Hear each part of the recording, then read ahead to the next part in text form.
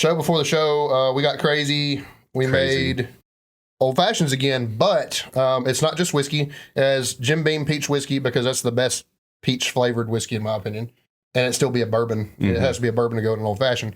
And then it has amaretto, which is basically almond liqueur, and then a little bit of Fireball to basically make a peach cobbler old fashioned, and it's fucking delicious. We use peach simple syrup. Peach simple syrup too, yeah. And then aromatic bitters because we thought it'd be weird with orange or chocolate. Yeah, orange might be okay, but it would be similar. But I think aromatics. Chocolate would have been really weird. Chocolate would have been strange. Yeah. I wouldn't have been down. But this drink's elite. Yeah, so it'd be another old fashioned. We've kind of got old fashions down, dude. You have. I could for sure. I could open up a bar that just served old fashions. This is much better with less Fireball in it. Is it? I poured it right on top of mine. So. Well, it's the way it sits. It's just like it's nowhere near a strong cinnamon, so it's much better with less. Well, there we go. We know. But yeah, make it with a slightly less Fireball and a little bit more amaretto. Apparently, yep, it's very good.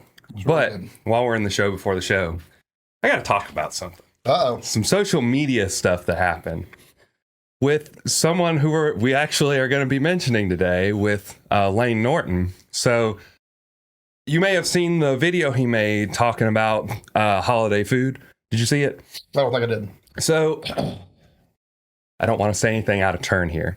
So he basically said, you know, eat responsibly, don't go crazy, but it is the holidays, enjoy yourself. Now, you know, his whole, what I interpreted to be his whole message was be mindful about your food. Okay. And I watched that and I was like, this is a good video. Yeah. I liked it. He's really got good information. I mean, he's a nutrition guru. Yeah. So I was like, this is cool. And RP posted a picture.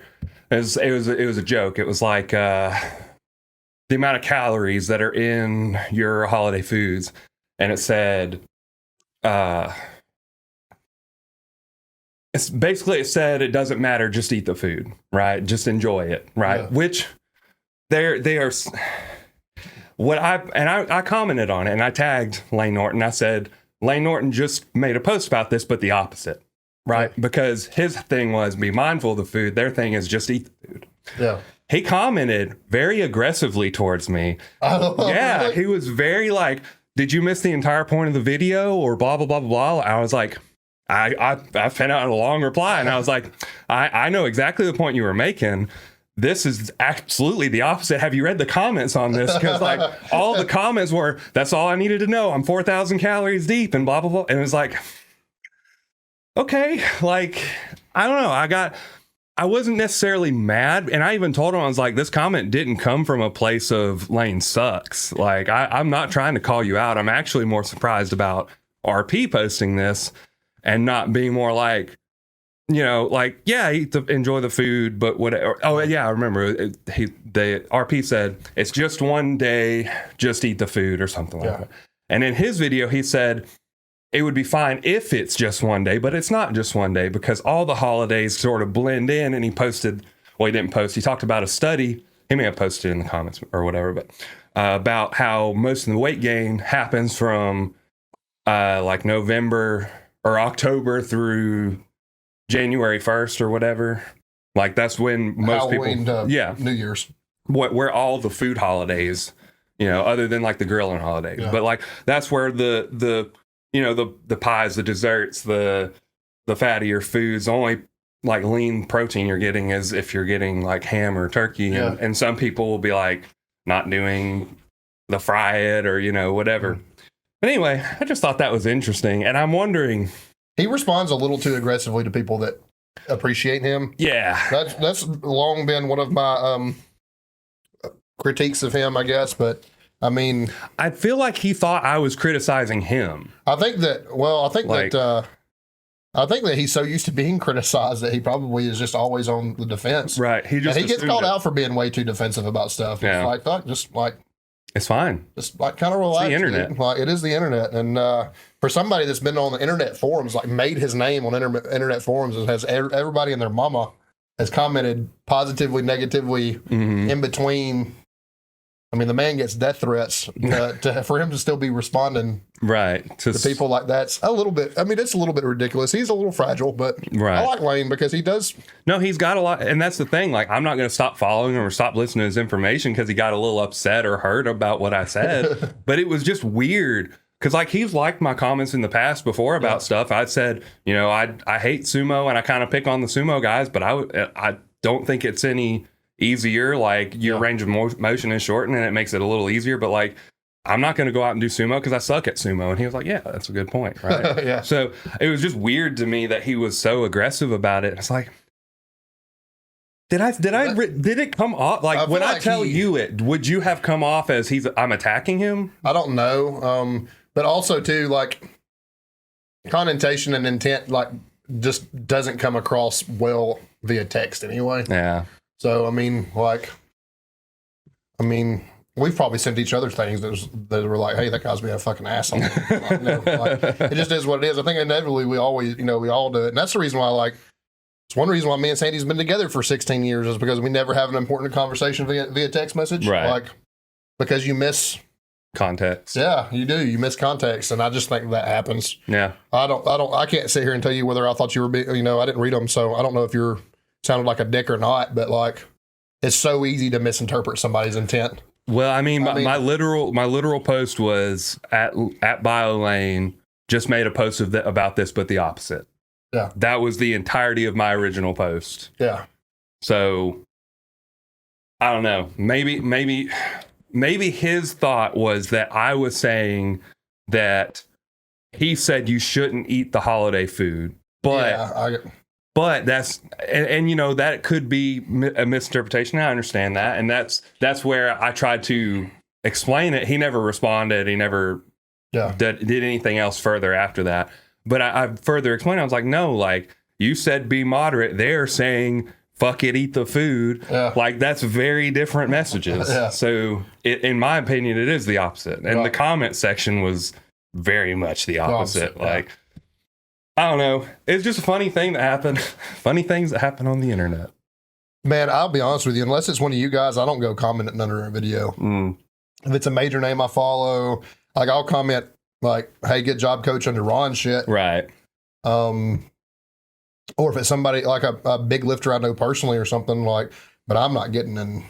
Yeah, I don't ever share my opinion about anything because, man, I mean, people will argue about fucking go look at fucking recipes or something online, and there'll be 1,000 people in the comments saying, well, this is dog shit. My mom didn't make it this way, or this didn't. This right. Well, then fucking don't use a recipe. Like, I don't know what to tell you. Like, people will argue about fucking anything. Yeah. That's the reason. Like, that's the reason why I find Facebook really, really, really, like, fucking toxic, and I don't post anything other than business related things on Facebook because, like, Facebook is definitely worse. I mean, yeah. I mean, you can say I had the best medium rare ribeye of my life today, and you would have 1,000 people telling you that, somewhere else does it better. Somewhere else does it better, or you should eat it well done, or you should eat it blue, or you're wrong for eating it, or you're wrong for eating it, or like, man, it's almost not. People will fucking argue about anything. Yeah, it's getting crazy. And I'm sure it's because he probably knows your intent now, but he's probably so used to having to defend himself. Yeah, probably was just reactionary. Yeah. It was just funny because when I got a notification that he responded, I was like, I wonder what he said. And when I got that, I was like, that's not what I expected. That's kind of funny, though. But yeah, it's just a weird thing. Well, show before the show, we got a peach cobbler old fashioned, and we already said that. Lane Norton hates, I was recapping, and Lane Norton hates Nathan. I don't know if he hates me, but I don't think he necessarily likes me. At this point, it's better for clickbait if we say it is better for clickbait. Lane Norton hates Nathan. We'll make a clip. Lane Norton hates me. Like, plaster it on TikTok and our Instagram and tag him in it and be like, "Hey, we said this is what happened, Lane. Would you like to reply to this?" It might be good for traffic. It would be good for traffic, but might actually need to do that. That'd be pretty funny. Then he always says, always shoot above, never shoot below. So it's kind of funny that he replied to my comment. It is. Like I said, he can be a little defensive. Yeah. I also kind of get where he's coming from sometimes too, because I mean, he goes a long way out of his way to make sure we get the correct information and not just bullshit. So, not necessarily defending him, but I get it. Is all I'm saying. Yeah. Like I said earlier, I'm still going to listen to his stuff. I didn't unfollow him. I just was like, huh, this is not where I expected. He's this still to go. very much a badass. Like it is what it is. Some people are just he misinterpreted yours. Yeah. If you'd have said something like egregiously fucking stupid, you would have deserved it. Yeah. It's like 100%. You know what? Well, Yeah, if I had just been like, it is what it is. like Lane's a dumbass because he doesn't want to eat Thanksgiving food. Like if I had posted something like that, yeah, it'd just roast the shit out of me. Attack him. Yeah, that's fine. He although honestly, I wonder if he would have even replied to that. Honestly, too, I wouldn't be entirely surprised. I'm sure he does a lot of his own like social media stuff. That's a very, very busy man. I wouldn't doubt if he had an intern sitting around just fucking roasting people back for him. You know what I mean? Like, I'm not even 100% at his level. I'm not even 100% sure that he probably takes care of his own other than his actual posts. Yeah. So, and I'm sure they're all pre-created and scheduled. Yeah. So he's probably still not the one actually doing the posting. Right. He may have been the content creator, but Yeah, but not actually doing the posting side of it. But I mean, he's a busy man. I can't imagine he has all the time in the world to sit and respond to, me. Yeah. Random joke from Coleman, Alabama. A very real possibility, somebody on his staff has actually responded. That would be even funnier though, like them responding out of context and then just me being like, whoa, hey, you you took this the wrong way, and then like, oh shit, I just did bad. Got this guy fired. New social media manager for BioLane opened up. It is what it is. All right, so this is the actual show now. So welcome to the Sip It and Rip It podcast. Yep, you can find us at Coleman_Barbell or at Nathan Skedios and at Sip It and Rip It on Instagram. Find us on YouTube, Apple Podcasts, Spotify, all that shit. Rate us 5 stars. Subscribe, like, comment. Please don't tag Dr. Lane. We actually really love him. We don't want to. No, we don't want that smoke. Do tag Dr. Lane. Be like, Lane Norton, these guys are talking about you, but not negatively. Like, we're not. We just want to get back in your good graces, Lane. Well, it's really just me. Nathan just wants to get back in your good graces. But anyway, you got PR songs? PR songs? Jumping right into PR songs? Do we do PR songs before we do gym most of the time? Is that how we always do this? I don't know, man. We just do things around here. We don't necessarily have. I don't really have anything new. Largely because I've kind of been in a rut, man. I mean, I need to do some new shopping for new heavy shit because, I mean. Well, I can start us off. Yeah, go ahead and kick us off. While you're looking. Fine. But we actually had a conversation about them because I found a pretty dope shirt. And that one was Chelsea Grin. And we were talking about them. You're not the biggest fan, and I was like, I've got a couple of songs on my rotation. I think I got a couple. And I was on my way to work, and I was just like, I'm gonna throw this album on because it's like their newest album or whatever. And it's much different. It's much more, much heavier, much more like deathcore vibes. Almost, it's like I would call it like. Not necessarily great value Lorna Shore, but like not as technical as Lorna Shore, but the same vibe. Cool. But Deathbed Companion by Chelsea Grin is very heavy, very slow.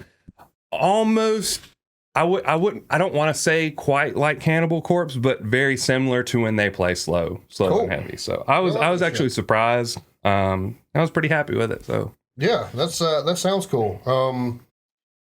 Shit, dude. I mean, I really don't know because I feel like I'm so out of the loop right now. We can just go with some old shit if you want to. Here's a band I put on often and Every Time I Die. They are a favorite, and we're going to go way, way back with them. Not too far back.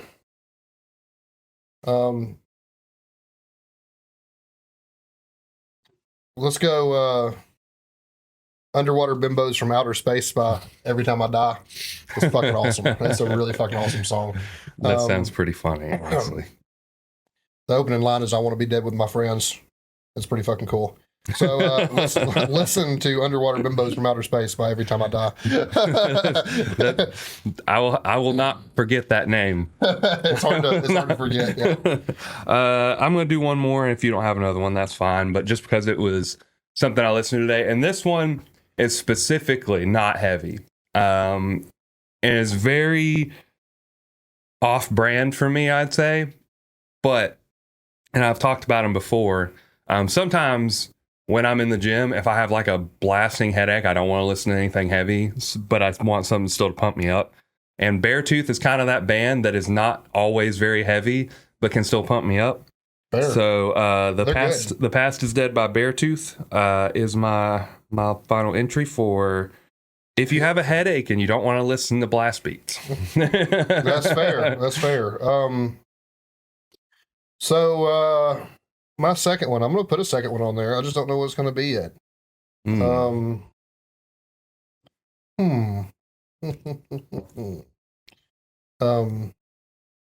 It's okay. We're just gonna get the sipping out of the way. We're gonna do some sipping right here. I think about my second song. Honestly, this is one that you don't really have to sip though. It's very drinkable. It's very drinkable. You could get fucked up on these very quickly. Man, I cannot believe how far I'm going back with this, but we're going to go with Memories of the Grove by Maylene and the Sons of Disaster. Oh, I've never even heard of that. I mean, shit, that's a Birmingham band, son. Really? From the post-hardcore days, yep. Oh, man, that is... Memories of the Grove by Maylene and the Sons of Disaster. This it's on Maylene 2. It came out in 2007. I was a whopping 18 years old when that one came out. I would have been 14. I can't believe that's something that missed you, because that's we were a big deal locally. Yeah. Yeah. It was probably because I was just starting to get into it. So that was they definitely embraced being from Alabama. It definitely has some Southern rock country vibes, but it's very much post-hardcore metalcore. Right? It's cool. Their earlier stuff was even more so, a little bit on the metalcore side, a little bit heavier, but that shit was cool. They definitely got worse as they went on. But I forget the guy's last name, but it's the singer's the original singer from Under Oath, Dallas. Okay. I don't know his name, but I think he's the only one that's not a Birmingham boy. So gotcha. But anyway, yeah. Memories of the Grove. Memories of the Grove. Maylene and the Sons of Maylene and the Sons of Disaster may still be one of the greatest band names I've ever heard. May not be the greatest band. I don't like their whole discography by no means, but right. Fucking good band name. Fair enough. But Jim this week? Yeah, so you want to start or you want me to start? I'm good with it. You can start. Not a whole lot to say. I've kind of altered my plan. This was supposed to be an RP 9 week, and getting sick and not being recovered and just like not being able to really get a whole lot done. I just kind of went with the flow, and I kind of found a groove, getting a little better. I actually dropped a ton of weight. I dropped down to 233. So that's nearly 10 pounds for you, isn't it? Yeah, because I had dropped from 242 to 240, and we were talking about it on Sunday. I still had that little sinus infection. Stomach bug got me down to 233.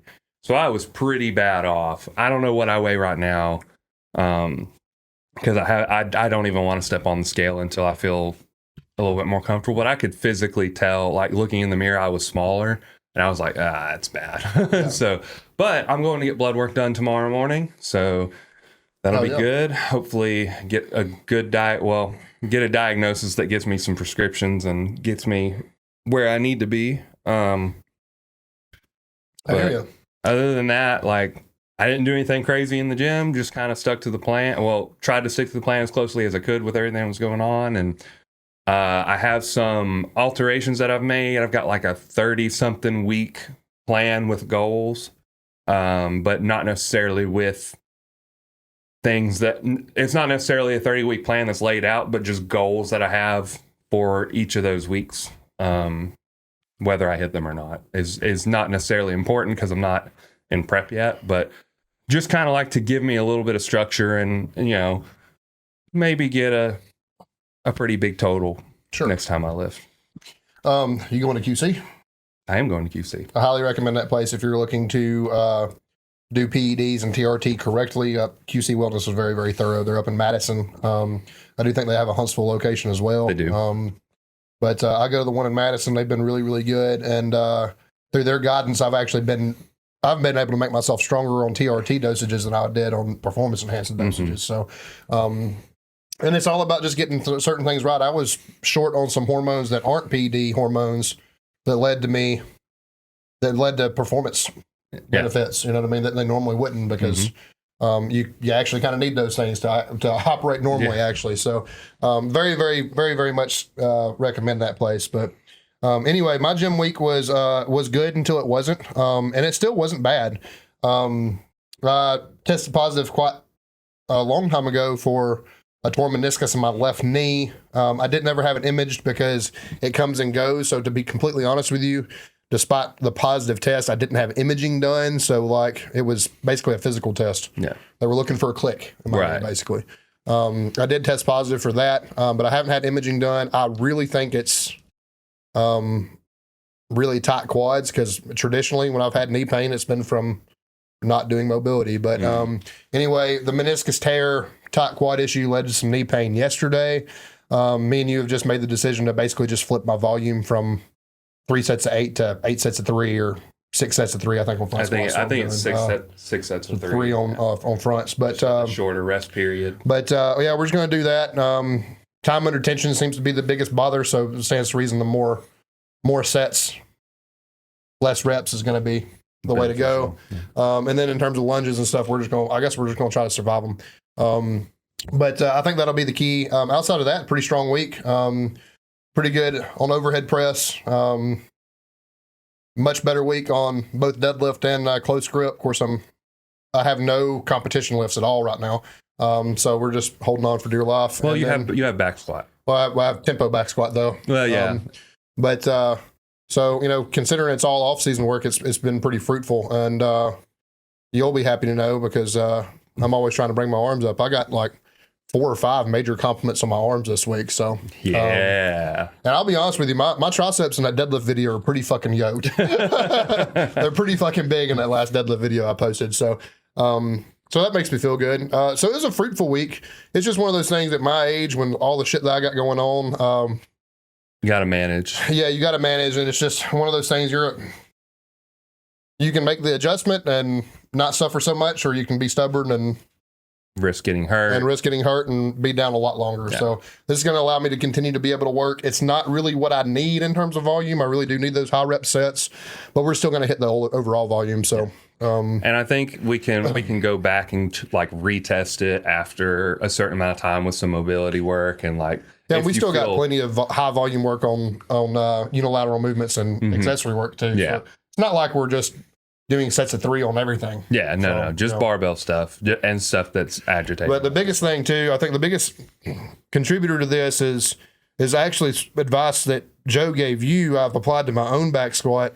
So I have a very much more vertical hip position, I would say. Like my hips don't get pushed back as far. I've gotten rid of a lot of anterior pelvic tilt, and I have a more knees over toes position in my knees, where traditionally we were very, very pushed back and stuff like that.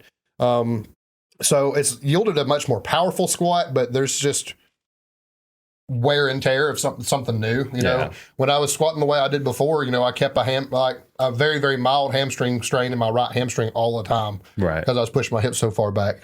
Now I'm just keeping a little bit of knee pain. Unfortunately, when it hurts, it is like a 9 out of 10. Yeah. Also, fortunately, because it's meniscus, it's not going to keep me from squatting. It's just uncomfortable. Right. So, like I said, just had to make the adjustment. If it was ACL, LCL, MCL, PCL, anything like that, I wouldn't be walking. So we know it's nothing major in the knee. So it is what it is. Yeah. And doing something very similar with my back, because I've been trying to work around my lower back for a while now. And I think ultimately what I'm going to land on is something similar to what you're doing. Probably not quite to the degree, but I think it's going to be dropping to like sets of, for me, I've been doing sets of 8 to 12-ish. I think I'm going to do like 6 to 8 and kind of keep it a little heavier and just a little bit less frequent, because I just don't think my lower back can handle the frequency. I've started using cluster sets and EMOMs for my deadlift volume, even with clients. First of all, we're in a 1-rep sport. We're not strongmen, so we don't have to we're never going to have to go deadlift 600 for reps. Yeah. So, y'all need to keep that in mind when you program yourself as a power lifter. 1. 2, the closer sets for EMOM to give you even if you do 2 or 3 reps touch and go in that EMOM, if you're doing 7 to 10 sets that way, you're getting a lot of practice with the slack pull and your setup and everything like that. And that really translates to a better 1-rep max. So I have long been managing my volume on deadlift and client's volume on deadlift by, instead of 3 sets of 10, we're going 10 sets of 3 with, a timed rest period, stuff like that. And I think that helps out tremendously with like recovery and stuff. Me and you are doing high reps on deadlifts right now, but I'm also not deadlifting from the floor. I'm deadlifting from a deficit at ultra light weight. So it's really not going to hurt me to go, high volume at the moment. But, that is something, that's something I suggest, especially with you being a really gifted deadlifter now. It's a very good way to manage volume. Yeah. Yeah. That's probably where I'll end up too, which the deadlifts don't bother me as much as the squats. My low back just hates squats for whatever reason. It'll get a little bit agitated on deadlifts, but deadlifts was probably the most promising of all of my stuff because I hit my top weight for a few less reps than what I wanted at a deficit. I think it was like 405 for like 7, and I was supposed to hit like 8 or 10. I can't remember. But yeah, so it was pretty close up there, and I felt good. It wasn't really painful, so I was like, okay, like my deadlifts are fine. Yeah. It's just my squats, so I just have to figure out. You might do the same thing with squats, man. I mean, yeah, just I've got to where like Austin, he's not that far ahead of you in terms of the total now, so it's something you could probably apply to yourself. But like with Austin, I undulate everything. Yeah. If he has a heavy incline, that means he's got a light flat bench that week. If he's got a heavy squat, he's got a light deadlift, and like everything alternates. And that's Austin's never been able to push deload out 6, 7, 8 weeks, and I can push his deload out way further now, and I'm not killing him. Right. But also, me and you don't have the problem of having a 650-pound squat. He does. So that tremendously affects his. That might be his my ability goal. to recover. Yeah, exactly. But he's 650 hoping for 7. So I mean, that's anytime you get that much further down the road, recovery becomes and the way you manage somebody's fatigue becomes a lot harder. So, but I'm a big fan. If you're super, super good, or if you're a heavyweight lifter, I'm a big fan of undulating everything. Yeah. So That's it fair. helps. So, That's fair. yeah. So you want to explain to them what we're about to do? Yeah, so we've got an interesting game. I kind of just popped up in my head. It's not necessarily new to anybody, or not necessarily a new concept, but we are going to be pitting some fitness-related individuals who are more famous than us against each other in a fight. So we got a bunch of names inside of this hat. For those of you listening, you can't see the hat. There's paper, names in the hat. We're each going to draw a name. We're going to give an argument for each individual to the best of our abilities. And then we're going to discuss who would win. So, and we're going to try to keep this to about 2 minutes.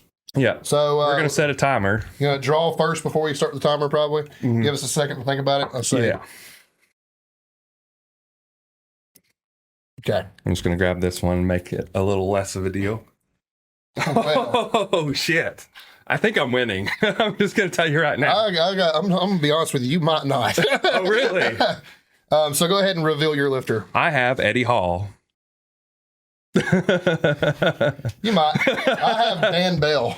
Oh, damn. Okay. That's So a good matchup, talking about honestly. Those are who would win in a street fight, right? Like, I mean, just in a fight in general, fight? just like, I mean, I guess there aren't really any rules to the fight. It's just kind of like they just want to beat each other up. man, I love Eddie. But my case for Dan is this. Dan may be one of the few people on the planet that's as strong as Eddie. This is true. Comparably strong. He's probably a better squatter and deadlifter. Not a better deadlifter. Yeah. I mean, he does Squatter. it raw, though. Eddie did it in a suit. So That's he may true. be just as good on deadlifts. That's true. It's hard to beat Eddie. Eddie's the best overhead presser on the planet. Yeah. Dan Bell doesn't have to do that. And Eddie's had fighting training. Mm-hmm. My argument for Dan is this. Dan Bell is at least, I don't know if he's from Florida originally, but he's a big, giant fucking beer drinking Southern boy. And I just got a feeling that guy's probably whooped a lot of ass in bar fights. And based on experience of a street fight, not in the ring fight, and the fact that the man is just a behemoth, that's my case for Dan Bell. I feel like he's probably more likely to have been in a bar altercation with multiple people than Eddie Hall has. I mean, in a bar fight, Dan Bell probably has more experience. But do you remember seeing the World's Strongest Punch? When he punched that, it gauged the power of the punch. I can't remember by what metric, but it was literally like the strongest punch. Like, yeah, I remember when he did those metric things. Yeah, I don't remember that specifically, but if he lands one hard it blow, only takes one. Like, and that was his whole goal with Eddie, like or with Hafthor. He just was like, if I can hit him one time, he's gone. Like, That's true. And he was throwing haymakers the whole time. He wasn't boxing; he was throwing haymakers. So I just feel like if Eddie Hall gets that one shot in, it's probably over. And maybe, to both of their credit, it might be over if either of the first one to get hit. Right? Yeah, I mean, like that's a. I'll be honest with you. This may be a push. Our time's up for arguing for our people. So. Man, I have a hard time not going Eddie Hall. I have a hard time not going Dan. I mean, I'm going to stand by my boy a little bit. Man. I'll be honest with you. I can get down with your, we got to have a winner and a loser. I can get down with your case for Eddie and the fact that he has fight training experience. So removing my heart and just using logic, I will go Eddie with you. Yeah, I just feel like that makes the most sense. But I do not want to be hit by Dan Bell. I don't want to be hit by either of them. I don't want to be hit by either one of them. So Dan unfortunately doesn't make it out of the first round. We're going to keep Eddie for to go back in the hat maybe if we do this tournament style. Yeah. All right, back to the drawing board. Eddie Hall's our first round winner. First round victor. I'll go get mine first, I guess, and you can get yours second. And then you want to do whoever wins has to, or winners. You want to winners walk, losers lounge, or do you want to? We're going. What are you talking about? Oh, no, like with reading off the names. Yeah, you won. You can read off first. Sure. Okay. So I have the loser, Joel Seedman. Oh, it's a shame I drew what I drew then, because anybody would have beat him. Go ahead and make your case for Joel Seedman. No, you have to. I drew Chad Wesley Smith. The BJJ competitor and former, powerlifting top 5 super heavyweight powerlifter. Yep. So for Joel Seedman, he's going to have extremely good balance on one leg, which is going to be great because he's only going to have one leg. By the time Chad snaps him in half, he's already well versed in being handicapped. Basically, he's going to be fine. Chad's going to break him into 2, and I don't think we have to discuss this one. We have plenty of time to shit talk Joel Seedman. I bet that Chad bends every one of his joints past 90 degrees. I bet he does. It's safe to say we're both on board with Chad Wesley Smith on this one, right? Yeah, all right. 100%. Joel Seedman to the losers bracket. Poor Dan Bell's in the loser bracket with Joel Seedman. but listen, like Dan Bell, like he got beat by Eddie Hall. That's respectable. And I mean, getting beat by Chad Wesley Smith is also respectable. But let's be honest, this lasted about as long as our conversation did. We didn't even make our 2-minute timer on this. We're like, yep, Chad wins. I told you I was putting somebody stupid in there. All right. So I won that one. So I'm drawing first, and I'm making my case first, right?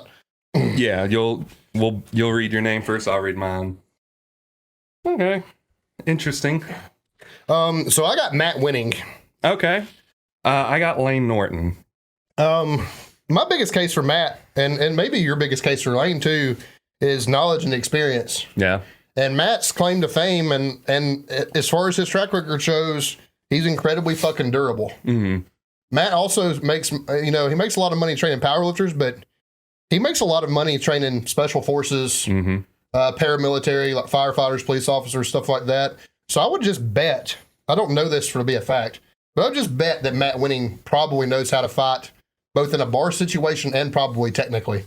I would agree with that. I would imagine he probably is well versed in fighting sports in general because of his job. Now, I don't know if Lane has any actual background in fighting or has any knowledge of fighting. I feel like he's the kind of guy that would watch like a UFC fight. He's probably a fan. So he probably has an amount of knowledge in it. But I think my biggest push for Lane would be honestly how aggressive he is.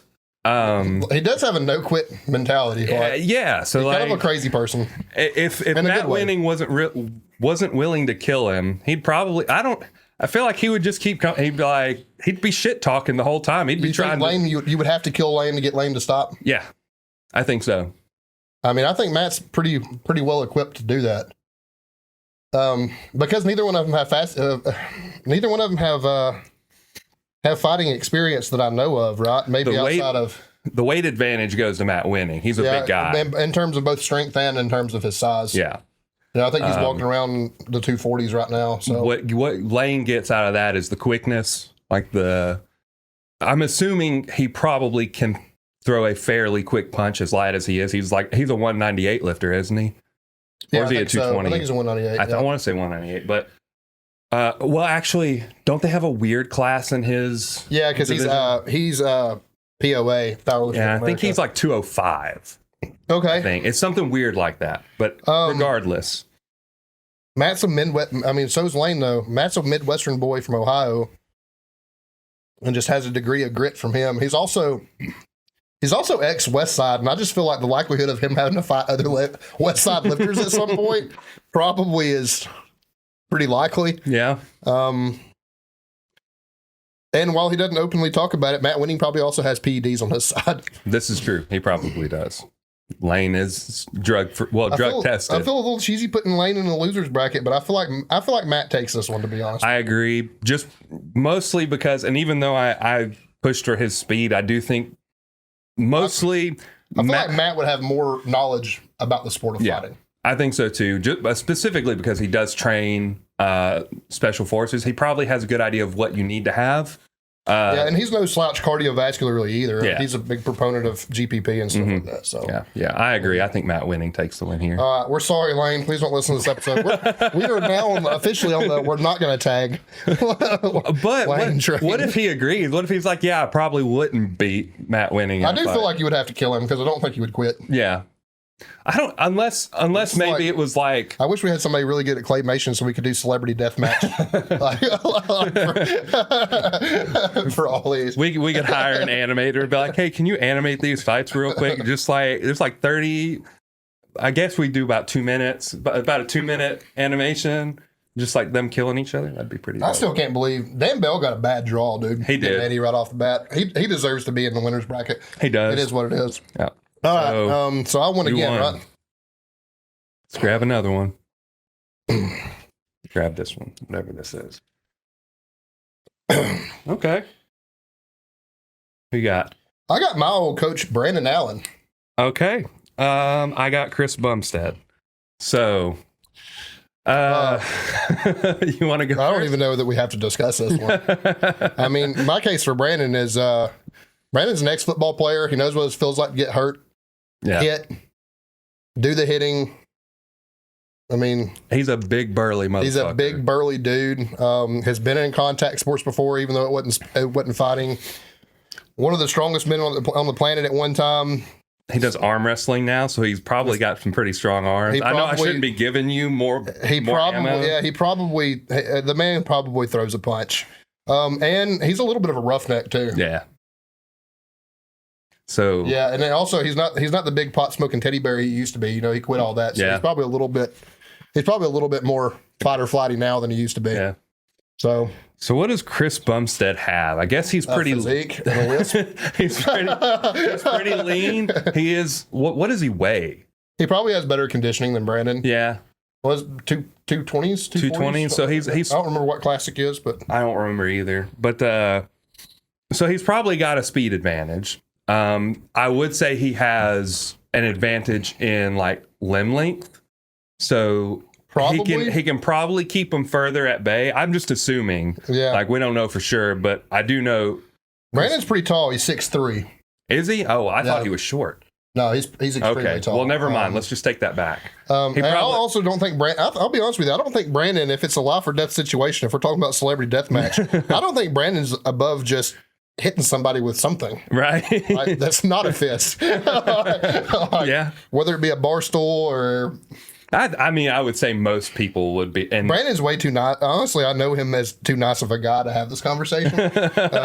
But all I can say is when he talked to me seriously, I listened. that's fair. That's fair. He's a pretty big man. I have a hard time, like, and it may just be a little bit of a bias too. I have a hard time defending against Brandon Allen because I feel like he would just win. Like, Yeah, I don't know. I don't know if too many bodybuilders are winning this. To be no, honest with you. which there's not a lot. There's so. not. No. So Brandon in the winners. Brandon Allen takes the round 1 victory over Chris Bumstead. Chris Bumstead. Sorry, C-Bum. Man, you're not drawing good ones. Sorry. I got one victory. You're down 3-1 right now. Well, I got the best one. I got Eddie Hall. you get Eddie Hall. All right. Shoot. I can't believe we didn't put Shaw in this. Especially now. Oh, he's man. fighting Yeah, I forgot. Hometown hero, Jawan Garrison. I probably am winning with half Thor Bjornsson. Boy, that's a tough one for. I don't think Jawan can get in. He's also somebody that's too nice of a guy to have this conversation about, dude. To be honest. Yeah, he Should is. have only done people we exclusively hated. It's hard because, like, I think Jawan's the next football player. So I'll say this about Jawan. My case for him is, first of all, I think he can outbench half Thor. he might be able to. I'm not sure he can't out squat him. He's not out deadlifting him. Yeah. But I mean, we are talking about fights, and Hap Thor's trained in it, and I don't want to see Jawan go to the losers bracket. But I think that if Jawan was here in this room with us right now, he would probably be like, "Yeah, I wouldn't fight that guy." He just wouldn't even fight. He's just like, you know what? You can take the win. I'm leaving. White towel. Yeah, I mean, my case for Jawan is quickness and strength per pound is much better than Hap Thor. Well, how light did half Thor get for his fight? Because he was still thin. had. He still had. I think he was 320. Was he? Yeah, I mean, you got to That think that thin? man's 6'9", and It's true. Yeah. And it's just going to be so hard for Jawan to close in because he's got such reach. Like, anytime he tries to make a move, he could, as long as half Thor's arms are, he could probably go around and hit him in the back of the head. I mean, I'll be honest with you. I don't know. He's Jawan could just jump on his back and choke him out. Potentially.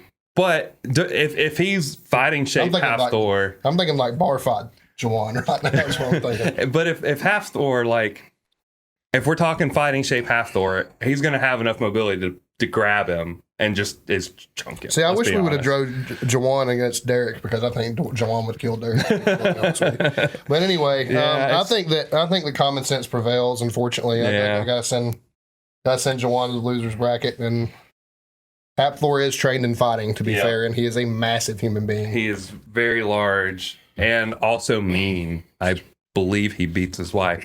And if he doesn't, I'm sure, She's thankful for it. well, the sex is probably very similar to being beaten, as small as she is. Oh Jesus! All right, well, you get the first draw on this one. I do. All right. Let's see what we got. Oh, I'm not too mad about Not that. mad about that one, No, huh? I'm not mad. I would say he's I'm a just great... happy Seedman's been taken already. You're going to be upset about this one. Go ahead and read yours. I got Jamal Browner. I got Dan Grigsby. Damn. And I was feeling pretty good about Jamal. Like, I think Jamal would be scrappy, to be completely honest with you. no, I mean, All these guys are going to be because they're really strong. And Yeah. Strong individuals. Like, it sucks to fight somebody that's super strong. but you know what? Jamal Browner can't hold on to him. He's got no grip. He said it. Yeah, I'm not going to lie to you. My case for Dan's pretty simple. Dan is probably the only person on the planet that's as good or better than Jamal at what he does. Yeah. He's ex-military, so he's got some type of hand-to-hand combat experience. He knows how to kill people very efficiently, I'm sure. Yeah, and I'll be honest with you, the fact that he's in the Marine Corps, I know this guy's been in some bar fights. He's also, like, not low ranking in the Marine Corps. He was, well, do you remember what? I don't remember what he was, but I know he was fairly high. But I'll be honest with you. I think just military experience alone, and then the fact that, like I said, I know those guys be getting in some bar fights when they're out drinking. I think Dan Grigsby, that's my case for Dan anyway. I don't know. If I'm not mistaken, Jamal Browner grew up in Georgia. Yeah, Is that Southern right? boy thing helps. I can't lie. Yeah. Yeah. Feel like he's probably, and you know, if he traveled into the wrong places, he might have had to fight some racist white people. Let's be honest. So I mean, if he's from Georgia, that's a possibility. like some of the surrounding areas are pretty racist. So I don't know. I feel like there would be a fight that is put up, but at the end of the day, I think Dan Grigsby is still going to win because he's just. Those are two people I just don't see fighting each other anyway. No, I mean, other that's than not the game we're playing. This is hypothetical. So we're sending Dan to the winner's bracket. Was that right? Yeah. Okay. Old Danny Grigsby. Yeah, that's a pretty hard one to. He was one of the top ones when we were talking before the show. We were like, if somebody goes up against him, it's going to have to be someone competitive. Okay. Mine is John Dorsey, one Goob U. Okay. I have Russell Orhee or Russell. I'll be honest with you. My biggest, this is my biggest case for John Dorsey. I don't know if he's a good fighter. I know he's pretty decently strong. I think he would just talk his way out of it. that's the best argument you can have for him. I think he would just talk that, or he's already got dirt on the person he's about to fight. Does Russell have any dirt? Probably. John will find it. If he does, he will find it. And then the internet will win the fight for John. Everyone will surround him. He'll have his whole Goob army surrounding him. Like, you gonna fight me now?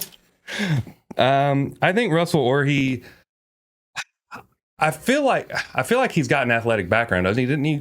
Didn't he play football? I think he does have an athletic background. I think, I'll be honest with you, aside from the Goob U jokes, I think far and away is probably Russell. Yeah, he's very lean. He's also extremely strong for his size. He's very quick. I don't know if Goob would have a weight advantage there. What does Russell weigh? Like 198 or 220? He's probably a 198. He may be a 181. I don't remember. I think he's a 181 because him and Jawan kind of go head to head, don't we? Do they? I think so at one time. Which is a shame because I think Jawan's a better power lifter between the two. So it's a shame that Russell's about to go to the winner's bracket. And well, Jawan didn't get the luck of the draw. No, he got a crappy first round draw. He did. If this was drag racing, I'd be pissed. Yeah, I mean, I can't put Goob in the winner's bracket. Yeah, I would have to. I would feel not guilty. In this situation. Maybe if he would have got Seedman. He definitely would have beat the shit out of Seedman. Let's be honest here. We only got a handful left. I guess it's me first. Mm-hmm. I'm not used to winning. Yeah, well. Okay. Someone I respect. I don't know. I don't think he's going to win, but I respect him. Someone we both respect quite a bit too. Am I going first? Yes, you won. I got Mark Bell. I got John Hack. That's a little closer than I thought, but John Hack is also much younger. John Hack's also one of those people I can't imagine fighting. Yeah. In fact, there's only 3 people in here I'd imagine actually fighting, and it was Eddie Hall, Half Thor, and I mean, Dan Grigsby has fought for sure. Well, I know. I'm talking about actually like wanting to fight. It'd probably be Eddie Hall and Hap Thor and Van Bell. I mean, I can see those 3 actually wanting to kill somebody. We should have got more aggressive lifters. Yeah, these were just people that I like. So we should have gone with people we didn't. This is hard. It would have been fun. With Mark, he does have a wrestling background. He played football, didn't he? I think so. I think so. He's got a lot of athleticism. He's mostly focused on running more than anything, but also he's been talking. He knows a lot about jiu-jitsu because his 2 co-hosts. Why am I blanking on the names? Nsima and.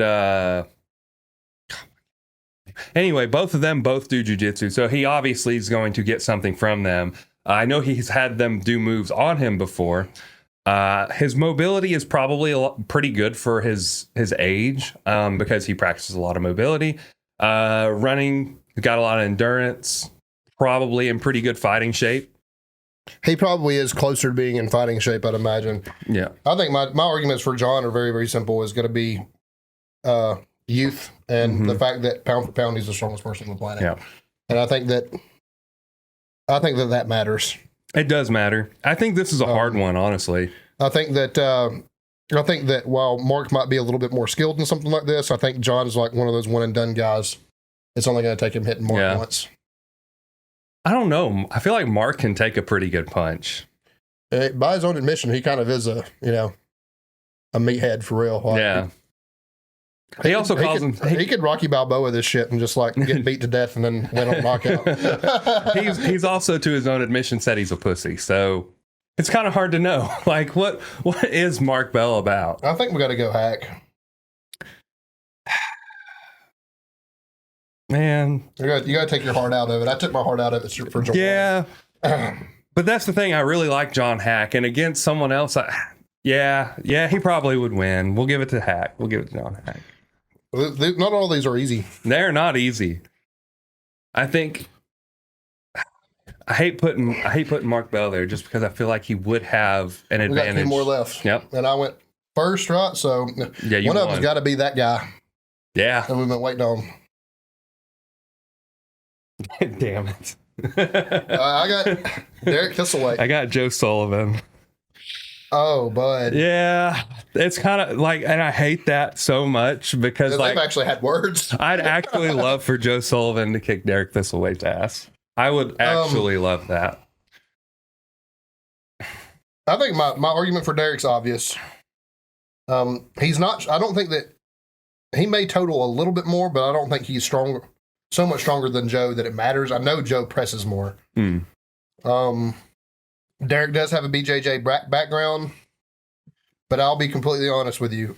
My case against Derek is that he would think this would be easy. That's fair. He probably would think it's easy. I think Joe would kill him. I don't think he would take it seriously. I don't think he would train for it. And I think that Joe would. If they actually, if they had time. If they knew they were fighting, I think that Joe would. I don't know. I think they would both really invest in it, and they would both really like. I do think Derek would probably think it's going to be easy, and he might be a little more lax. And Joe would probably be like, "I'm going to fucking kill this guy," and like put everything, because that's just the way he is. He puts everything into what he does. The problem with Joe is that he does have a lot of injuries holding him back, so that's kind of hard. Well, just because Derek doesn't talk about him doesn't mean he doesn't either. That's true, but that we know of, Joe, he's it was his neck and his hand, right, which are 2 very important. Which and let's just say this, throw this out there. Why am I blanking on his name?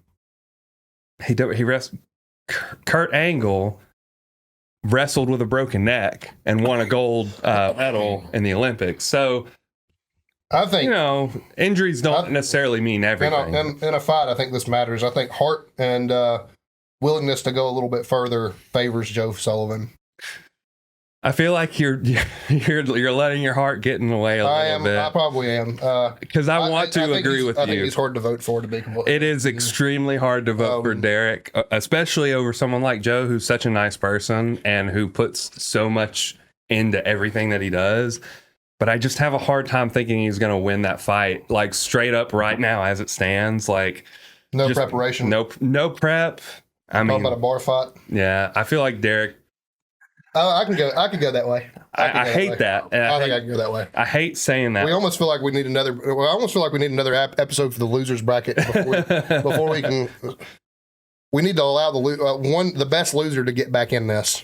For the best 2 losers to get back in this. Is it an even number? You'd have to take the best 2 losers, basically, to get back in this. Because I think Dan and Joe need to be in this. Do we have 9?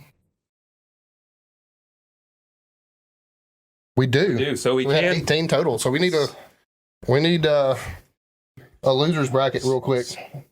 There's 9 here, so let's just throw away Joel Seedman. Yeah, we know he ain't doing it. He's not winning. I think we can get rid of Bumstead. Yeah, he's probably not in We there. can get rid of Dorsey. We can get another Lane, I think. I think that's fair. And we have to eliminate one more. I think it's got to be Mark Bell. Poor Mark. Sorry, bud. Bell, Jamal, Joe, and Jawan. If you want my honest opinion, out of all these people, it's probably going to be Jawan. I mean, I think it would be Jawan or Joe. I think they have quickness that Dan Bell doesn't. I also think they're probably a little bit more equipped to fight than Jamal. So I think that we can eliminate Dan for sure. So if that's out of the way and this is all we have, I think all three of them re-enter because that gives us an even number. does it? Mm-hmm. Yeah, it would give us. I mean, I'm fine with that. I'm fine with that. Yeah, I mean, I think that gives us an even number. We needed either 1 or 3, and I think 3's got it right. Yeah. I'm fine with that. We're going to get some rematches. Maybe not. Well, obviously not all of them because these guys have lost forever. They're going into the void. So we're trying to narrow this down here.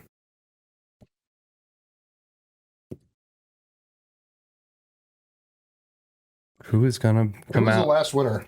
I drew Derek, and we did decide Yeah. for whatever reason Derek over Joe. Because he has a fighting he has a fighting background. Yeah. Well, He would gloat about that shit all day. all right. So let's make a new rule for this. Is round 2 right here. All right. So now Like they a have new prep round- time. Yeah, we got to make a new rule. This is no longer a bar fight. Now we have prep time. Okay. I feel like So 'cause I do feel like we sold Joe short because of the lack of prep time. So round 1, we had a bar fight. Now that this is Now that the in octagon. the survivors have decided that they were going to fight, This is mega fight. This is battle royale now. and that's unfair because I can see that. So let's fold that up a little more. Okay. You can go ahead and pick first. My draw, huh? I'll let you draw first. I will pick this one. You made pretty good cases for him already. Strongest shoulders on the planet. Has a boxing background. Extremely fit now for his size. Used to be a collegiate swimmer. And Eddie Hall. I have John Hack, and it's kind of hard to put John Hack up against Eddie Hall. I mean, just straight up, the strength difference is not that appalling, to be completely honest with you. no, but I would say just like the fighting difference. Now, we did say strength, let's say that. octagon, not boxing ring. Right.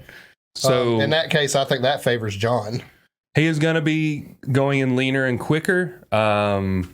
Even if And we have prep time now. yeah, we have prep time. So John Hack on the cuff came in second on a strongman. So his ability to learn new skills has got to be pretty high. Sure.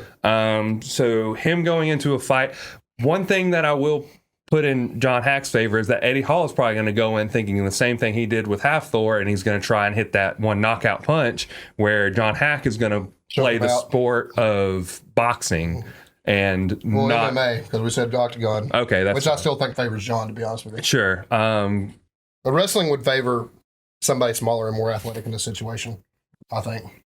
It would depend. Like he's going to have probably better endurance, but at the Better same mobility. time, guys like Brock Lesnar kind of dominated the scene for a little while. Yeah, that was a heavyweight. He was very heavy that was a heavyweight fighter though too. And the UFC's dominated now by by lighter light and weights. middleweight fighters. So I'm not gonna lie to you, man. There's a lot of cases for Eddie if it was in a boxing ring, but in the octagon, I think I got to go John Hack. I think I'm okay with John Hack. Okay, he advances. John Hack's first to Damn. advance. Does he lose at anything? I don't know that he does. This is officially the losers bracket, never to return again, right? Yeah. So that's your draw because Probably. you had John. We'll go with whoever this is. Okay. Oh yeah, You got to get one too. I forgot. I'm not fighting myself here. So I have Jawan Garrison, who fought his way out of the losers bracket. This is a rematch. God damn it. I think we redraw, right? Yeah, that seems fair. No rematches. Okay. Pretty solid pick. I got Chad Wesley Smith. I got Matt winning. Oh, that's a really good match, honestly. This is a good one. I think they pair up really well against each other. In Strength is terms of- comparable. yeah, and size is. Size goes to Chad, probably. It does, but I would say that with Chad getting down to fighting weight, they would be and then Matt would be able to put on a little more weight. With prep time, Chad's not learning a new sport. He has to learn striking, and that's it. He already played. Yeah. He already does BJJ. So,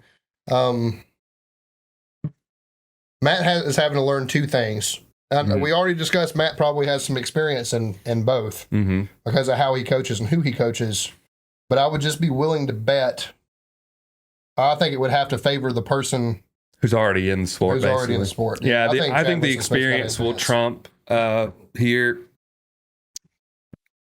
I think I'm good with Chad Wesley Smith. I don't think there's I mean, I trust, and not to mention, I know Matt Winning did his thing in conjugate and multiply, and then did it in raw and all that stuff. But Chad did all that stuff too, or he did it raw, and now he's he is winning tournaments in Brazilian Jiu-Jitsu. So I think I got to go Chad Wesley Smith. I can agree with that. Even with prep time, like I said, Chad's not learning two things. He's only having to learn how to strike. He's just getting better at what he does, while Matt Winning is learning how to fight. New. Yep. So, guess it's me again. Yep. Round 2's going on me, huh? It looks that way. All right. Okay. I got Danny Grigsby. I got Hafthor. Damn, that's an interesting fight. So, I'm gonna lie to you. Arguably, Danny may be stronger right now. Yeah, Danny. Even his bench press, which is funny enough, his weakest link. Coming along pretty good. Did he hit 500 at the AM Pro? I feel like he got close to it at least. Maybe. I feel like he got close to 500 at least. Maybe either way, 496 or something. Either way, Hafthor, not a great bench presser. He does have experience on his side. Yeah, with boxing, I think he probably has dabbled in. So he's going to have striking on his side. Yeah. So he already knows how to throw punches. He's demonstrated that too. He also demonstrated that he can learn a skill well. I don't know why I'm arguing for Hafthor for you. Well, my argument, I'll argue Danny for you. I mean, is the military background. We know he has hand-to-hand combat experience and probably some grappling experience because you got to be able to disarm somebody. Yeah. I think this is a really good fight. And he's a fucking Marine and an American at that. I think that those two things alone I think America for the win, dude. I think I'm putting Hafthor out against Danny Grigsby, to be honest with you. With prep time, I think honestly, Hafthor's out. I think that's a bad draw for Hafthor, to be honest with you. I think Danny, if we were betting it, I think he would be a Las Vegas underdog. Yeah. I think the money would be on Hafthor, but I think Danny would win the fight. I think it'd be, regardless of who won, I think it would be extremely close and an extremely good fight. They're also a little bit closer in weight than other people we've had too. Yeah. Danny's 275. Hafthor's fighting weight's 320. There is a jump, but I would argue Danny's stronger right now. He could compete at 308 though, so he can put on some weight. I mean, there's no problems with both of them. Could lose, both of them could put on. I think it favors Danny. I'll be honest. It'd be a great fight. I can definitely go with Danny winning. I'm going Danny over Hafthor, which is like I said, this is with prep time. That's the difference between round 1 and round 2. So if it was round 1, Hafthor's got experience that Danny don't, but it's not round 1 anymore. It's not round 1 anymore. New rules. New rules, baby. Okay. I got Juwan Garrison. Again. I got Russell. Oh, that's a good fight. That's a damn good fight. They fighting on the platform all the time. So my argument, I mean, both these guys are. I mean, they're even strength wise because they've been back and forth. Both of them similar athletic backgrounds. I don't think either one of them have fighting experience. To be fair, I'm no longer arguing just for my person. That's fair. Arguing in general. I'll be honest with you. I'm going with the Alabama boy. I just think it's Juwan. Normally I'd agree. I feel like just from his personality, I just don't know that Juwan would really like. Russell's a bigger personality. Yeah, I just feel like Russell would actually like be really driven to fight. Like, I don't know that Juwan would. Like, I feel like he wouldn't really like, not necessarily that he wouldn't take it seriously, but like the training aspect of it, I don't know that he would like be like, yeah, I'm going to fight. But I feel like Russell would be like, yeah, I'm going to fight, if that makes sense. Yeah, I'm giving Juwan the Southern advantage of we do this shit for fun sometimes. I mean, not that other parts of the world doesn't. Maybe if I don't know. Is Russell Midwestern? I don't know where Russell's from. Is he Californian? I don't know. He might be. I don't know where he's from. I don't know either. Regionally, I think it favors Jawan. I'll be honest with you, man. We might be a push on this. We might have to Rochambeau for this one. I think I'm okay with that because I just have. You seem like you're more Team Russell, so you can represent Russell. I'll represent Jawan. All right. 1, 2, 3, shoot. Ready? Yeah. 1, 2, 3.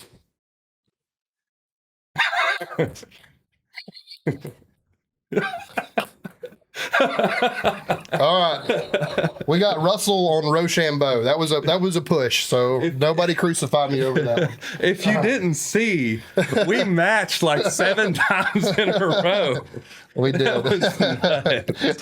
Okay, we're just about wrapping up, actually.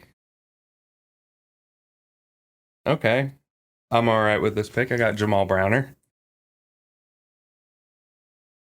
I got Brandon Allen. That's an interesting Arguably, fight. as it sits, Jamal's probably stronger. It's hard for me to vote against my boy. I can't lie to you. It's one of the greatest people I've ever met before in my life. It's another one of those things, which in this instance, I don't feel like either one of them would be a slouch in the training. I feel like they would both take it very seriously. I don't know. Brandon's also in a stage where he's doing weird shit. Right. Like he's cool with training for something different. Right. He's no longer just a powerlifter. Yeah. I don't know. Weight's probably comparable right now. I think Brandon's all the way down to like 240s, 250s. Okay, yeah. So he competes at 242, so he's probably in the 250s. Yeah. So Weight's comparable. I think Brandon's probably taller. Yeah. About 6'2", 6'3". A little better reach. I don't know Jamal's background, but Brandon does have a very, very broad athletic background. Yeah. I think I heard that Jamal played football, if I'm not mistaken. And again, with prep time, it doesn't matter because we're going real fighting rules here. So we can't I can't give him the benefit of, I think Brandon would just hit him with something. Like we did round one. I'm just going to go straight out of loyalty. I'm just going Brandon Allen. I think, and Brandon's, like I said, Brandon's a roughneck, and I know that he's religious and stuff now, and he probably isn't one to fight, but I know he has that capacity, and he probably at one time in his life probably didn't shy away from it. Yeah. I feel like Brandon does have the capacity, more of a capacity to violence than Jamal would. But I could be completely wrong. I could be completely misreading Jamal. I think that's probably true. And I also just think of the era in their life that they're in, that Brandon would probably welcome training for something different. And Jamal would lean towards. I think Jamal, even if they had prep time, Jamal would have, I got to go pull 1,100 pounds in the back of his head. Right. And Brandon's done everything he's going to do in strength. Yeah. So I think Brandon advances. I think it's fair. Yep. I am okay with that. And we got the last, what is this, like round 2, I guess? I thought there was going to be like semifinals, but not quite there. Quarterfinals, maybe? Should we bring this back with Ron next week and do Battle Royale and go three-way fight? We could ask him. We'll see how it does. Maybe just like a small portion. Okay. Damn. I got Joe. It's a rematch. Is it? We said no rematches in this. We got to redraw. There is no redraw. There's no one left. That's it, huh? Well, but this is with prep time. The argument this time was with prep time. And I think we both agreed Joe would take it a lot more seriously. Yeah, I think prep time, not to because we've already had this conversation once, and the whole reason why we voted Derek the first time is because Derek currently has more experience than Joe does, because we couldn't do prep time last time. With prep time, Joe's the better fighter. I think we were leaning that way anyway before. Yeah. I think this is easy. I think Joe advances. Yeah, I think that's fair. Yeah. Let's just get rid of this guy. And then there were 6. 6. All right, so the top 6. This isn't semis yet because we're gonna narrow down to 3. So we got 2 people that's got to get a bye. So we have to assign who would be the first seeds if we did 2 brackets. I'll be honest with you. With prep time, I think Chad Wesley Smith, because he's got a BJJ background. Dan Grigsby. Those are the 2 that are getting the bye. We're saying those are the 1 seeds. Damn so The only four that go in the hat is John Hack, Russell Orhee, Joe Sullivan, and Brandon Allen.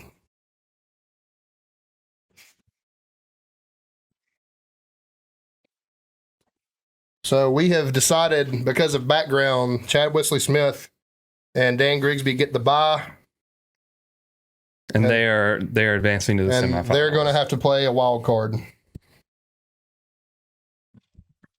Who's picking first? I don't think it much matters anymore. Not really, since we're arguing. Just John generally. Hack. John. I've Hack. argued this already. Strongest man pound for pound on the planet. Lean, probably pretty good cardiovascular capacity. Probably fucking hits hard. Brandon Allen. They've already had their prep time, so we're basically going into who would have the capacity for skill in this sport better. Youth, and the fact that he's like Brandon also has already started venturing into other sports. So it's John I think Hack. it's John Hack. Yeah. I Yeah, don't want to eliminate Brandon, but I think it's John Hack's currently in a better place strength wise than Brandon is. I don't think it's a knockout win, but I think it is a points win, and I would think that John Hack would get Decision more fight points. goes to John. Yeah. I think so too. I think John probably would have a better capacity for wrestling, to be honest. Yeah, So, in the winner's circle with Dan and Chad. almost over. It's So I just got two. no, you got one. Okay. This one's just really small for some reason. I got Russell again. So it's Russell Orhee versus Joe Sullivan. Weight advantage. Joe. Strength goes to Joe. Yep. I think we've already argued this for Joe, but Joe's capacity to take something just very, very seriously and go all in is going to win him this. I think so too. I think Russell barely scraped by on his last one. I just don't think he wins this one, just because, like, if We had to play paper, rock, scissors to decide between him and Jawan. yeah, So, yeah, I mean, I think Joe advances. yeah. That gives us our top four. Our top four So of powerlifters we would hate to fight is Chad Wesley Smith, let's do it. Dan like Grigsby, John Hack, and who was the fourth? this. Joe Sullivan. Joe Sullivan. So what we're gonna do is, it's gonna be, you'll hang on to Chad Wesley Smith. Okay. He is gonna be the first up to fight one of these two, Okay. and I will just let you pick because I folded them. You ready? Yep. And you can just. All right. So we got Chad Wesley Smith against Danny Grigsby. That's a good fight. That would be really good. I mean, I'm going to argue the same thing I have been arguing for Chad. Is he's BJJ already. Now he's trained for striking. Dan's had to not completely learn two sports, because, like I said, we know he's got some skill set from being in the Marine Corps. But in the way of the actual rules, Chad Wesley Smith's far and away got more experience at this point. I would say I'm leaning towards Dan Grigsby, just because of the. God, he's just such a strong dude. His grip is insanely powerful. Just thinking about the fact if he Age is on his side too. if he got into any good positioning against Chad Wesley Smith and got him into any sort of hold, I just don't see that hold breaking. Chad also probably has mobility on him because he's been doing this a lot longer. That's true. Even with prep time, That is true. Chad's been folded like a pretzel a few times by other fighters. So That's also fair. Man, I don't know. This is a tough I almost one. feel like too that he's like billionaire supervillain because of Juggernaut AI in a way. You know what I mean? He Like just he's got- like Lex Luthor currently. Like I don't know. Lex Luthor never wins. What are you talking Well, about? maybe he's more like Kingpin. That's fair. Kingpin does actually win. I don't know, man. It's kind of coming down to heart decisions, man. Because like, I can see Dan winning it, but I think Chad at this point's got a lot more experience than everybody. It's true. But at the same time, just sitting here in the semifinals, who else is going to beat Chad? We have John Right. Hack and Joe. Yeah. I mean, I think Dan's the best chance to beat him. It's I don't know. It's hard because I just keep going back to thinking about, I think I'm going to go with you in the way of youth and strength, and I think I'm going to eliminate Chad Wesley Smith. really? Yeah. I'm good with it. So This is kind of nuts, but Dan's going into the finals. So it's going to be John Hack versus Joe Sullivan. Joe Sullivan. Well, that's also an interesting one. It's probably a really good fight, to be honest with you. I think what it goes back to is both of them have an incredibly large capacity to learn something new. Mm-hmm. Both of them probably, neither one of them are half-assing anything either. John Hack probably has reach. Joe's got him in strength and size. Mm-hmm. But Hack's got reach and probably a little bit of quickness from that. Joe has, and I hate saying it because I don't. I'll tell you this though, though, they're both heavyweights from a fighting perspective. Mm-hmm. Joe, we haven't seen Joe cut down to 198. John is as thin as John's going to be when he's 198. Yeah. Joe has a lot more. He's prepped at this point, and is probably, if you're talking about it, he's probably weighing something similar to John, which probably puts the strength advantage in John's favor somewhat. Mm-hmm. But it also probably puts cardiovascular capacity and athletic ability in Joe's favor some. Because he's not fighting at his powerlifting weight. Right. If they're prepped. Yeah. You know what I mean? So we're probably talking about 290-pound guys at this point. That's also true. So that's kind of hard to say. When you're talking about Chad or Brandon, they're not going to get down to 200. Right. Joe could be a 200-pound fighter. Yeah. Especially for his frame. He could definitely be that if he wanted to get down to that weight. Which John could also put on more muscle and be even stronger. Benefit of the doubt, Joe came out of the loser's bracket. He did. John hasn't been in the loser's bracket yet. Yeah. I mean, I hate to Joe based on that because we got Joe out of the loser's bracket because we said Hart alone would do it, and round one was bar fight. Mm-hmm. But this is no longer bar fight. Yeah. This is I trust Joe's ability to prep for anything. But I think based on history from this very competition, I think we have to go John Hack. Yeah. I think so too. That's fair. I think it is very fair. I mean, he was the underdog. He came out of the loser's bracket, but I think we got to go John Hack. Yeah. And does that leave John Hack and Dan Grigsby in the finals? Dan Grigsby. I'm just gonna say I gotta go. I've been kind of pulling for him the whole time. It's hard for me not to pull for him now. It goes back to again. Shit, that is not very stable. No, that is not stable at all. I will not put my hand up. That is a cheap Walmart shelf. Dan, pretty heavy. Could compete at 308. We talked about it. Mm-hmm. Fighting weight, he's probably not getting lighter than 220. Yeah. So cardio capacity, conditioning capacity probably favors John Hack. Mm-hmm. That's fair. Strength-wise, probably favors Dan. Size-wise, definitely favors Dan. So again, I think a lot of it goes back to his grip strength and being able to get anybody into a hold is going to be very hard to get out of. I think if we go based on experience, we have to go Dan too. Yeah, I think Dan has a lot more. Dan also is, even though he's won every round he's been in, he didn't come out of the loser's bracket. Dan is also the person I think that would be least willing to fight somebody. This is true. I just don't think that he's probably beyond that in his life. He probably is least willing, but most well equipped. That's how I would lean towards. And it's just it's better to be a warrior in a garden than a gardener in a war. Yeah.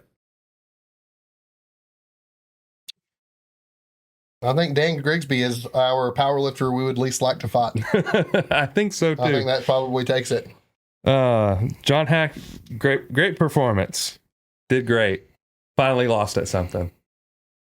A theoretical. He lost in theory. In theory. That's pretty fun though. I like that. You know, he's just nice enough of a guy and just quiet enough to make you think that he maybe has a crazy streak in him too, though. So it's very possible. He does party a lot too. So he's probably found himself in a Marine Corps brawl or two. Or I don't know about a Marine Corps brawl, but he's definitely fought some crazier people than him. Being in the rave scene, there's going to be some crazies. But I'd still give it to Dan all day.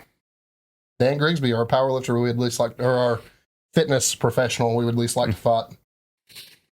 I think most people would agree with that. I think going back to street fight stuff, there's a lot of people I'd rather not fight before Dan. Yeah. I think Dan would de-escalate before a lot of these people would. Really? Yeah.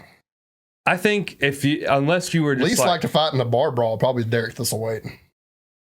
he's just mean enough to just kill you, probably. He might just shoot you. He might just shoot you. He Yeah. might just shoot you. He might not even let it get that far. Like, you know what? Time and age and wisdom, Matt Winning or Brandon Allen might just shoot you too, just to Yeah, that's true. just to skip out on being sore the next It's like, day. you know what? I've been around this too many times. Here you go. Yep, Dan Grigsby, our power lifter or fitness influencer we'd least like to fight. Chris Bumstead did not make it very far. He did not. No, we did. We kind of threw him out a little bit. But maybe that was unfair of us. Maybe that was a little bit biased. To be fair with the bodybuilding community, their condition is probably better than anybody we had here. Yeah. Who did he fight though? Who did he? We'd have to listen back. Yeah. I feel like it was kind of an obvious one. It would have had to have been for us to just dismiss him as well as we did. Yeah. There's several bodybuilders listening to this who are punching the air, turned it off. They're like, "Fuck you! You They're currently getting the clippers out to shave their mustache right now. You killed my hero! Damn it!" Anybody want to animate this for us and give us a celebrity death match? I doubt it. Of the fitness community. Nobody wants to actually put this into something that they can watch, because then people would be like, Thank God we didn't do it like head-to-head dots or something. well, if we did it dots, then we already know who would win. We had the best powerlifter of all time in John Hack. Yeah. And we had Dan Bell, the best powerlifter of all time by total. Yeah. The thing not by matters. dots. But Dots wins the day, though. I don't think those guys wouldn't have had the conditioning to make it this far. No. Dan was the heaviest athlete. Yeah. Currently the heaviest athlete. I think he won one round. No, he lost against Eddie. Mhm. Yeah. Which makes sense. It's Eddie. First round. Yep, to Eddie. Poor Dan. It was probably a good fight, though. Like, let's be honest. That was It could probably. have been a good one. I think that would have been a good fight. It is what it is. Please don't tell you. We don't want to fight you just because we played this game. Just there's no need to call us out. Like, We actually this was just for fun. We had a really hard time picking people because of our hearts. well, some of them were pretty easy. Some of them were, but Joel Seedman lost pretty convincingly. Chad Wesley Smith bent him into a pretzel. yeah, I mean, Joel Seedman was just like cannon fodder basically at this point. Chad Wesley Smith got the bye round We one. should revisit this with only shitfluencers. That would be funny, but I'd have to find some because I don't know many. Oh, there's plenty. Oh, I'm sure there's plenty, but I don't mean- know them, so I don't follow them. So I would be like, who's this person? I'd be pulling out my phone on Instagram. Greg Doucette, I know Greg Doucette, Probably. unfortunately. Joel Seedman. Trying to think about the Athlete X guy. Yeah, Yep. all those guys kind of suck. I can just... Probably some CrossFitters. Unfair to them a little bit. They were probably the best conditioned people for this. Yeah. Maybe. Yeah. But... I mean, we have to give some credit to strength, and they have none. So Yep. Exactly. well, it just is what it is. Maybe we should do another bracket. Another bracket? Maybe we should do another one. We need how many? Do we have 18 total? I think so. Maybe we need another one with. Maybe we need to do like one a month, One a and then month. have the winners from that Fight each other. We'll have the best power lifter, the best CrossFitter, the best strongman. We'll have to have one with the best bodybuilder. I don't see a bodybuilding winning this. I really don't. No, I mean like have a group a of group just of bodybuilding, just CrossFitters, just No, I'm power saying lifters. still a winner has to come out of bodybuilding, and I don't think they're going to. I think mobility alone, they're not going to win. That round 2 thing, when we start talking about actually like mixed martial arts rules, Mhm. I don't think mobility favors bodybuilders enough No. for them to go anywhere, to be honest with you. Well, I meant like I know bracket, but space them out. Like, yeah. we're only doing bodybuilders this week, only doing CrossFitters Yeah. next week. So you mean like when they make But it into the when they make it into the the group pool. I would say we could do like NFL athletes, but then it's like I think some of them would honestly, it'd be hard to put. There's some of those guys are fucking mean. I know. I'm saying like it'd be hard. It'd be hard to go against them. I mean, James, if retired, nearly 50-year-old James Harrison would have been in that pool. He would have won it. That guy's scary. That's completely fair. Like, I think there's a lot of hockey players are mean. yeah, I don't know if they had they wouldn't have the strength to stay in this game. I don't think though. Maybe not. I They guess also ain't got their stick to slap somebody with. So that's true. But they're mean. They are. Yeah. They're I'll be honest with you, who would be in it? Basketball player and Draymond Green. yeah. I think he'd get put out pretty quick, but I think Draymond Green would have he fights everybody. he would have a reason to be here anyway. He just wants to fight. He would find beef with somebody in the pool. He'd be fighting Joel Seedman probably. Just looking at him like I would that's the probably pay to see skinniest. that. That's the skinniest guy I've ever seen. Let me break him. Draymond. I don't know. Maybe we should poll See if people liked it enough to want to get another one. athletes that you would like to see. Just ask them. Yeah. Across all time, it doesn't matter. Athletes that you would like to see in a mixed martial arts arena that are not currently mixed martial artists. I think that's fair. We could try and do that. Yep. There's Sometime probably some next week. baseball players that have some of those guys are fucking mean. And they also, credit baseball, they clear benches faster than anybody do. Oh yeah, Like, they fucking fight. Somebody gets hit with a pitch, the fucking benches are clearing, dude. Like, that's true. Yeah, I mean, they fight for fucking fun in baseball. It's kind of like hockey in a way. yeah. They just. Except baseball players are probably stronger. But yeah. I think that's fair. They do have to swing and throw. So Yeah. I don't know. Good question for Ron. He's a big MMA fan. It might be next week. Mhm. What athlete would you like to see make the step? I mean, you mentioned him earlier. Brock Lesnar played for the Minnesota Vikings. Was he not? He was an Olympic wrestler too, right? Yeah, he was he an Olympic was. wrestler. He fought in the WWE Mhm. and made his way to the UFC eventually, where he won a lot until he didn't. Yep. Like, he's probably a UFC Hall of Famer, and he's definitely a WWE Hall of Famer. Yeah. Not an NFL Hall of Famer, but right. but still, like, there's a lot of people like that. They probably could make that transition. Yeah, You talk about fighters of yesteryear. I mean, Herschel Walker did it, running back for Georgia. Brief stint in the USFL and brief stint at Dallas. As far as up until a few years ago, was still fighting. So I didn't know. he's a politician now. But So is Kane. that's weird. Kane is the mayor of Tennessee. Mayor of a city in Tennessee. Yeah, I think it's Nashville. Is he the mayor of Nashville? That's fucking wild. Or no, maybe it's not Nashville. He's mayor of a town in Tennessee. I mean, why not? Guess he wherever he grew up from. It was somewhere in Tennessee. He became the mayor. Knoxville, I think. I think I it could was see that being Knoxville. Yeah, that makes sense. He came out. He was doing some sort of speech about Knoxville, and someone walked up to him and said, "Hey, your time's up. We need to get moving." And he looked at him and said, "Do you not know who I am?" And they got the mask, and he put on the mask, and he choke slammed the dude through a table, and then he turned to the audience and said, "Welcome to Knoxville." And then he walked All off. right. It was pretty dope. So just off the top of your head, one athlete, if you could see from any sport that hasn't fought in the UFC, who would you like to see fight in the UFC? From any era, doesn't matter. Hmm. That's hard. Any era. Do you have somebody in mind? Bo Jackson. Bo Jackson? God, that'd be interesting. I'm trying to think. There was a very famous running back. I want to say he played for the Cowboys. Talking about Emmitt Smith? It wasn't Emmitt Smith. Older than that, probably like the 80s. Or are you talking about for Detroit? You talking about Barry Sanders? Barry Sanders. yeah. That's Detroit. who it is. That was 80s, 90s, but yeah. Did I say 80s? Yeah, I mean, you did. But, Okay. But yeah, Barry Sanders. Yeah, I think could see that would be fun. in his prime. Megatron, Calvin Johnson, if he wasn't, he's completely invested in marijuana now. For real, that's how he makes all of his money. But yeah, he was a bad man. One of the biggest wide receivers I've ever seen. The Fridge.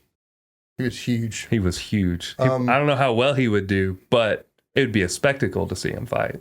For sure. There's definitely some James Harrison from Pittsburgh. I actually played at New England and in Cincinnati too. Be pretty interesting. That's probably one of the strongest football players to ever walk the planet. Ray Super fucking Lewis. strong dude. Ray Lewis. Yep. I think he'd be pretty mean. Yep. Probably would be. Probably a bunch of those guys from Miami that pretty far up there. Oh, them old University of Miami guys are pretty. They're pretty roughneck. I can't lie. They're pretty rough dudes. I don't know. That's a question for the audience. Yeah. Maybe see if we can get some replies. Put a list together.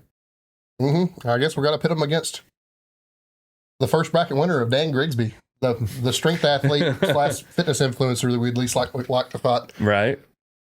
Yeah. I don't know. That's it. Dad jokes. That's all I got. Yeah. Let's do some dad jokes. Wrap it up.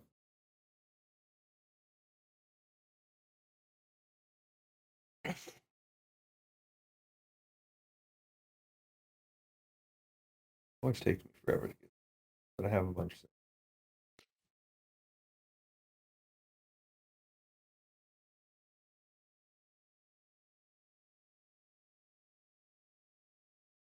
Let's see. So I heard about a photographer that was killed in a freak accident when a large wheel of cheddar landed on her. To be fair, though, the people who were being photographed did try to warn her. Jeez. Oh man. I really like this one today. My wife gets really mad at the fact that I have no sense of direction, so I packed up all my stuff and rot. I think I saw that one today. I told my therapist today that I didn't like myself, and he said, "That's very common." And I said, "Really?" And he said, "Oh yeah, lots of people don't like you." Not bad. What do you call a short mom? What do you call A minimum. it? Minimum.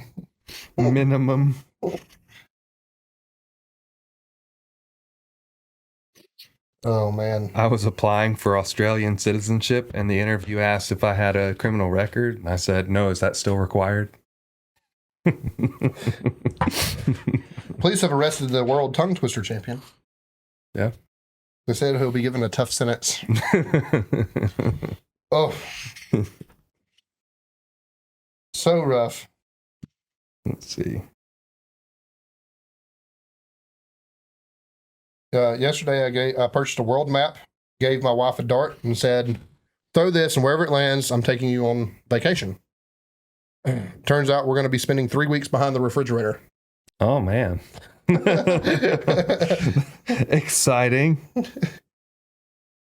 My son gets really sensitive whenever I ask how he's doing in his intro to Braille class, and I guess it's a touchy subject.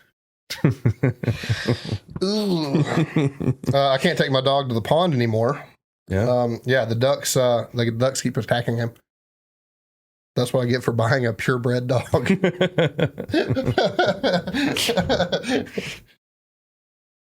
Oh my god. So I'm a little worried because my HR rep at work wants me to sign up for the company's 401k. There's no way I can run that far. Same. Felt. Oh man. What a fish always sing off key. You can't tune a fish. Yeah, that's fair. Blah. That's fair. That might be the end of the night, guys. I got one more. Okay. So someone knocked on my door asking for small donations towards the local swimming pool today. Okay. I gave him a small glass of water. Appropriate. Wah, wah. Appropriate. All right. Well, That was the episode for today, guys. Hope you enjoyed it. It was fun to do. it was fun. Rate us 5 stars on Instagram or on Spotify. Follow us on Instagram at Coleman_Barbell, at Nathan Skedios, at Sip It and Rip It. Check us out on YouTube, Spotify. Spotify. Give us Apple. 5 stars. Apple, give us 5 stars. Tell your friends about us. Just spam them constantly. Yeah, all the time. Just always send them a link to our Spotify We made every it a day. Facebook business account. I hate Facebook. I do too, but it might help. Like, I don't know. I just don't like Big Splash. I have one and I use it and I don't like it. I only use it really to keep up with family. I understand. It sucks. It's a drag. It is. Well, y'all, we're out of here. What am I supposed to say?